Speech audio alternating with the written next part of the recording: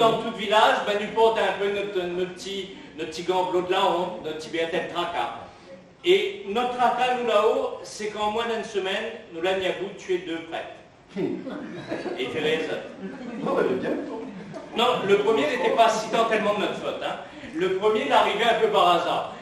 Cette année-là, monsieur le maire avait fait demande de subvention à la région. Et il y avait un gros paquet de la monnaie. Et monsieur le maire de la commune, ben, il avait mis dans l'idée de faire un tout à l'égout depuis l'église de monsieur Antoine jusqu'à la boutique de monsieur Henri Chinois. Donc il a fait 6 mois de travaux, et le jour de l'inauguration, comme notre tout, il connaît le travail acharné des ouvriers de mairie, et ben, le jour de l'inauguration, nous l'a inauguré 14 nids de poules aussi larges et aussi profonds que le rempart qui était à côté. Et c'est ce jour-là que monsieur le curé Antoine la sorte dans son église bien bandée. Bon, chose plutôt rare pour un curé, il faut avouer, hein, mais n'empêche, il la sorte bien bandée pour une seule raison, parce qu'il avait compris pourquoi l'église, depuis tout à l'heure 3 semaines, était à moitié vide tous les dimanches matins.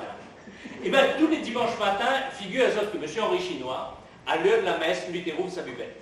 Et toute bonne boucle le village, t'es ça, dépose de fond de la messe, et c'est sa coque le rond, monsieur Henri.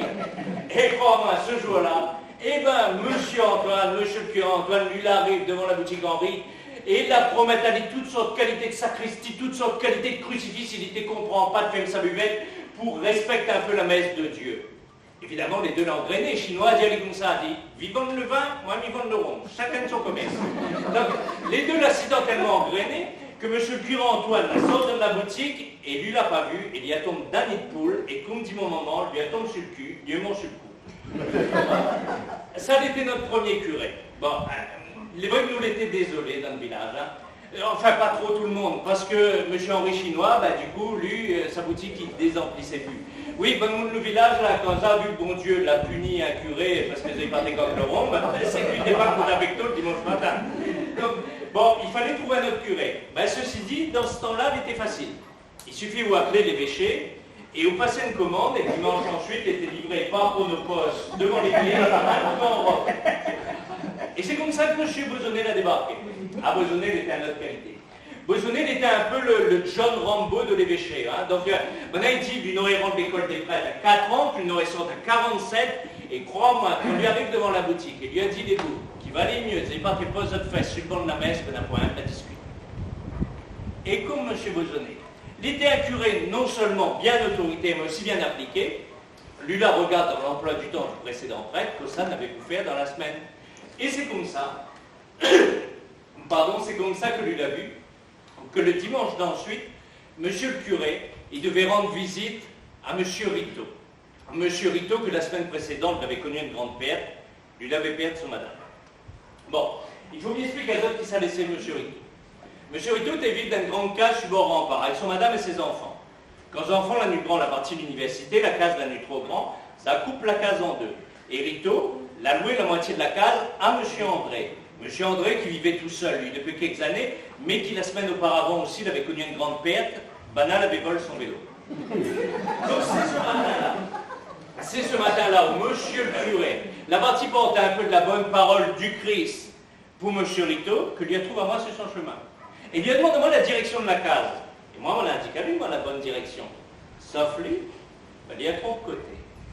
Et quand il arrive devant la porte l'autre, il a dit monsieur.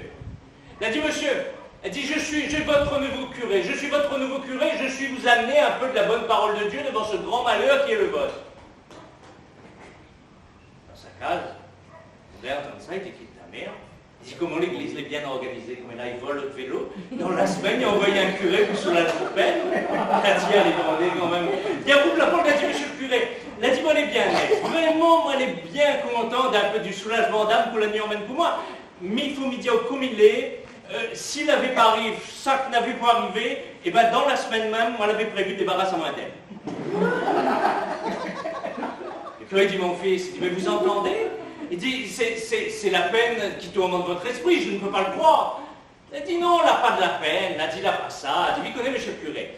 Il a dit les vrais, dans ma jeunesse, elle était gaillard avec elle, elle était vraiment valable, elle était encore bien gaillard. Il dit ben moi, comme vivant moi aujourd'hui, il dit ben quand t'es jeune, on connaît, il montait dessus le matin, et puis il montait dessus le soir. Il dit puis des fois dans la journée, si mon corps il donnait, il montait un coup dessus aussi dans l'après-midi.